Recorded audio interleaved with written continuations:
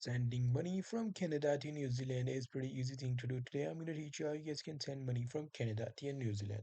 So for that, you simply have to be at your Google, and here you have to search for send money, and then you have to search for New Zealand, and afterwards you just have to search for Western Union. So I'm just going to search for that, and there you go. You simply have to go to the first website, which is Western Union. So I will go to the official website, which is westernunion.com. Now in their homepage, I will easily be able to, send to here you have to search to, suppose you want, receiver gets the, New Zealand. So I'm just going to select New Zealand right here.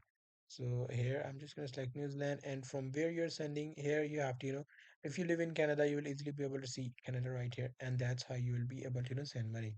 So you have to click on that, and it will, ask you to connect the bank accounts, log into your account, and afterwards you will easily be able to transfer money.